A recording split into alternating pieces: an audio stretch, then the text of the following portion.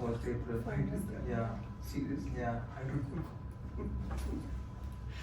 I can't be so. Yeah. I was. Yeah. Okay, sorry.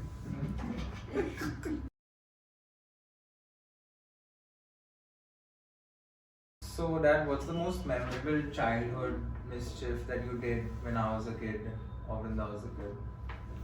Most memorable, I would say, was when you put me in a very tight spot.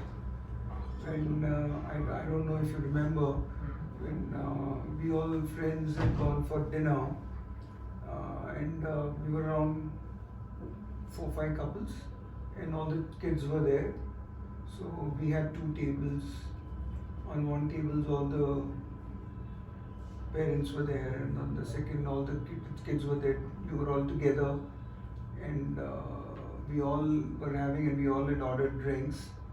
And I also did not realize that you were there on the other table, and I had ordered for a bottle of beer. How old was that?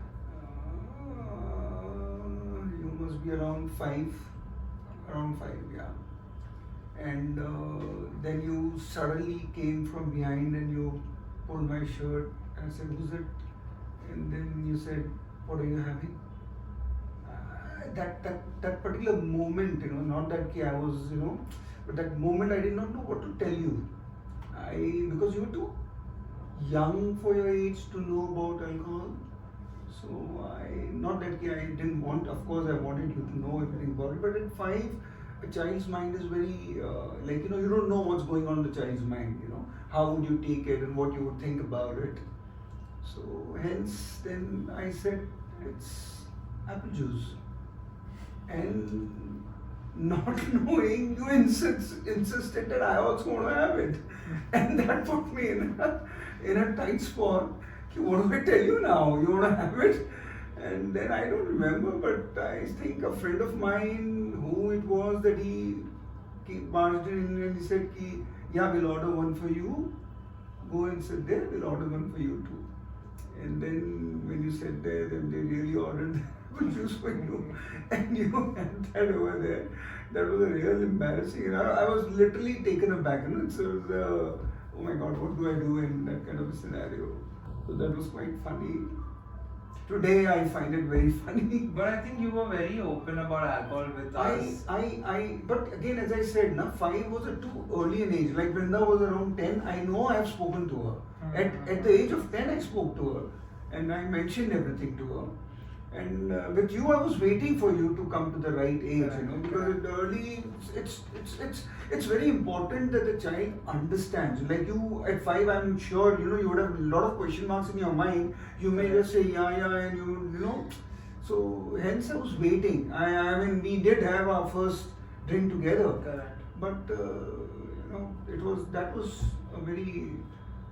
No, I think it's very important what you said, that the right time is something which parents really need to understand, because right now I think vaping is a very big thing. So I was speaking to one of these principals of a school, and she said that a 1st standard kid was found with a vape. What?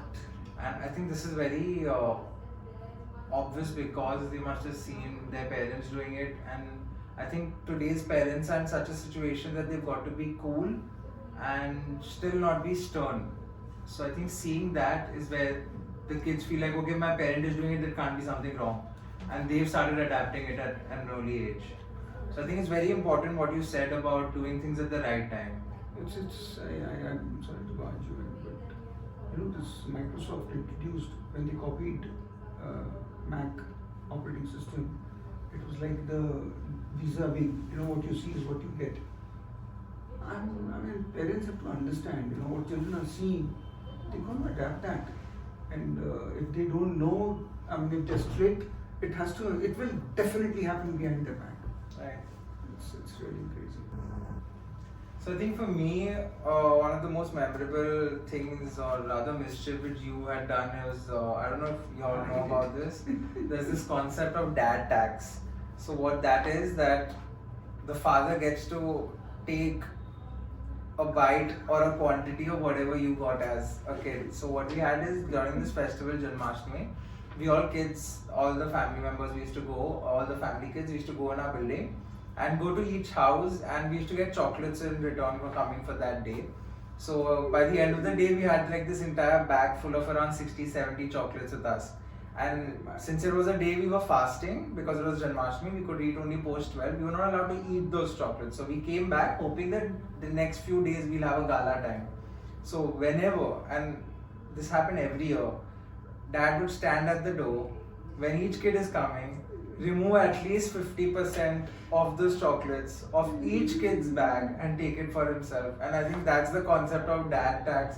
That's when it started for me, and I think that's the most memorable thing you've done. See, I'll tell you what. Here, this is exactly what I was telling you earlier.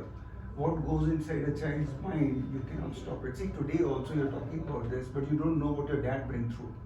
You missed out on Diwali also. Like Diwali and Janmashtami used to do it. You know why I used to do it? That is where my sweet tooth story started. I used to do that. Now, I never liked telling you, don't do this, don't do that. So now you have a bunch of chocolates. How do I tell you don't eat? No child is going to accept it, don't eat. Correct. So I reduced your things. I used to take it away, then no, I'm going to have it. And now because of your kids, all the kids I used to take it away. You know. And I used to reduce that, okay fine, I had a piece of mind, okay fine, now they have less chocolates to have. Correct. So that was the whole thought behind it. And then of course, chocolates are one thing you start having, and one after the other it starts. So that developed into a habit, but it started with the good for the children. Good save. That's the truth. That is why I did it. Okay, Madhav, since we are here, tell me something. What is the some secret of yours which I don't know about, or which you can confess now, safely confess now? Okay. So I think I'm going to be smart about this and not give something too juicy. But Now. So when I think in school you started the concept of pocket money for me. That was way back. Yeah, I think around the 8th standard, and you were very different with your concept of pocket money, and I also rather pushed you because all my friends were getting, so I found it a cool concept of having my own money. Mm-hmm. So I came up to you and said that give me pocket money, and you were like, okay, how much do you want a week? So you did not give me a fixed amount, you asked me how much I need, and I fixed my amount based on that, and I remember it was $500 a week. So at that time I was dating this girl, and for her, around the 8th, 9th standard, yeah. Okay, 1 year later than me. Yeah. So then, now for her birthday, I would obviously not want to ask you for money because you would go berserk that you would wonder who is it for and why am I getting expensive things. So what I did was I used to save from my pocket money, and at the end of the week, like whenever you gave me pocket money for the next week, you used to ask me, okay, these are what all did you spend on? So I had to give you those expenses because you wanted me to have that accountability sort of a concept in me.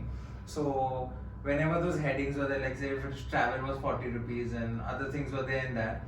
So to save now, I was like, how to get money because expenses would happen.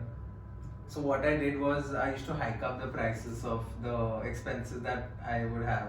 So assuming travel, if I actually spend 40, I would get 140. So that 100 rupees would directly be added to my savings fund for my girlfriend's gift. So I think I always had the concept of creating budgets for various things. I'll tell you something. Yeah. When you negotiate bargain with someone and he's charging you 200, you say 150 mein de do, and that guy says, de diya, your deal is done. Then he says, that pagal hai 100 bolta 100 mein bhi de deta. You heard that? Yeah. So you should have asked from me bluntly by telling this is what I need for you. Maybe you would have got more. But yes, I mean, okay. No, but I think it's in hindsight if you go to see. Yeah, but I think it is better to be honest. You try and understand one thing. See, but the reason I used to write down is to understand where are you spending, so that I can guide you. I don't remember that it was any weird things you spent on. The whole thing is that guiding the child that okay, you spent on this, fine, you already done it, but next time, so if there's something weird, that parent should know. If a parent, you give money, parent doesn't know where he's spending it, you never know where he will end up spending, One should be, as a parent, you need to be aware, okay, where the child is spending that money and for what. So it's Right. very important. So that was the only reason of taking that thing from you. Not that ki I wanted a some sure. kind of a Yeah, thing yeah, or yeah. whatever. But it's very important. Parents today don't care, you know. They'll say give the money, pocket money. He's got pocket money. What is Yeah. he spending on? They don't know. Yeah, yeah. Which I find is little, I don't know, maybe a generation gap, but I still feel they should know. Correct. Was there any practical jokes that you used to play with us when we were growing up, me and Vrinda, that you still remember today and makes us laugh about? I know I have one. I want you to go first. There's one lovely thing which happened. I don't know if you remember or not. We used to go for coffee a lot. Okay. Like, it used to happen once a week for sure, twice a week sometimes. And Vrinda said, let's go to CCD. And we said, yeah, let's go to CCD. And you were also quite thrilled about it. I think you liked something over there and you were quite thrilled about it. So when you were driving there, you suddenly, Vrinda said, ki, Papa, let's go to Cafe Coffee Day. Oh yeah. And you started cribbing there and then, no, I want to go to CCD only. And we were both laughing like crazy, and then you did not get it, and then said, what happened? And when we landed up there, the CCD, Cafe Coffee Day, say. Please mention my age also. I think it's very No, important. no. It happened. Nobody Yeah, else I crazy. remember the story. You remember? Yeah. It It was quite hilarious when how I was as a kid.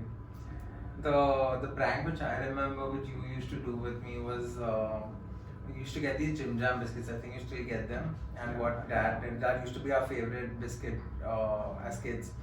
And it still is. So what Dad would do is April's 1st is when everyone pranks each other. So this guy loved doing that. He took those biscuits, removed the white cream, put toothpaste inside them, closed it back, put it back in the packet, and gave it to us. And we were like, oh, Dad's giving us biscuits. Wow, this is amazing. And not realizing what it was. And then we ate it. And back in the day, I had a huge sweet tooth, so I didn't take a bite. I just put the entire biscuit in my mouth. And afterwards, I realized that it was a good new flavor which I don't remember. they should do it. And I don't think I can do this, but Have done this. I'm really sorry. But yeah, I think that was a Oh my practical. And I goodness. think we should still continue doing this either with mom or with Zinda.